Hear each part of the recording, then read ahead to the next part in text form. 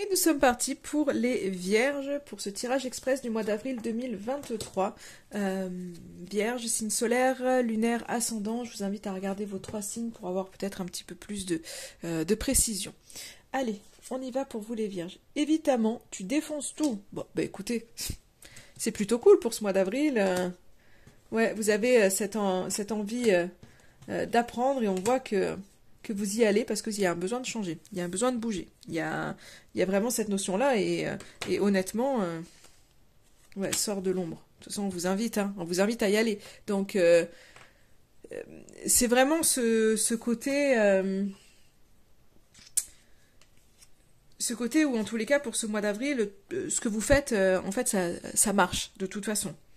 Vous êtes bien concentré, vous vous enrichissez, vous avez de toute façon cette énergie là d'y aller, d'apprendre, de vous entraîner. Hein. Pour certains, c'est apprendre des choses nouvelles. Pour d'autres, c'est vous entraîner dans une discipline.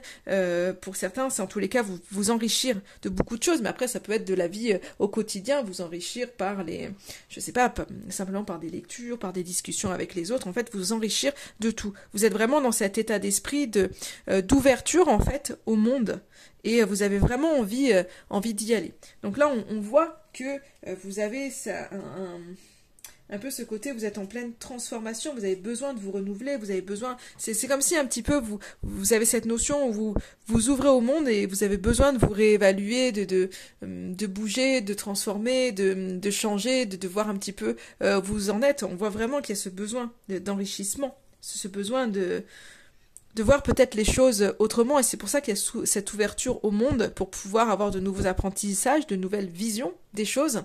Et là, on voit vraiment que vous êtes là-dedans et que vous avancez et que ça marche. Après, on vous dit, pensez, je pense qu'il y a beaucoup, pour certains, peut-être, il y en a qui sont peut-être en apprentissage d'un nouveau métier ou de nouvelles passions et que du coup, ils sont à fond là-dedans. On voit que on voit vous défoncez tout, mais du coup vous êtes dans une espèce de niaque et vous y allez.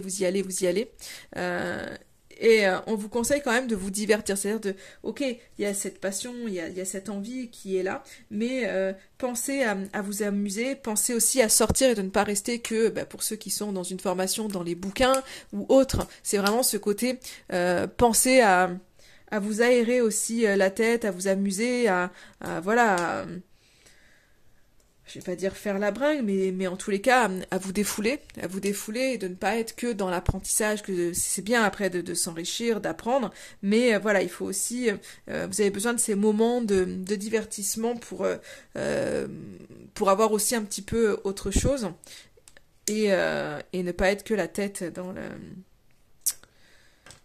en tous les cas dans la connaissance pour ceux qui sont dans la formation ou qui ont des examens à passer ou autre. Voilà.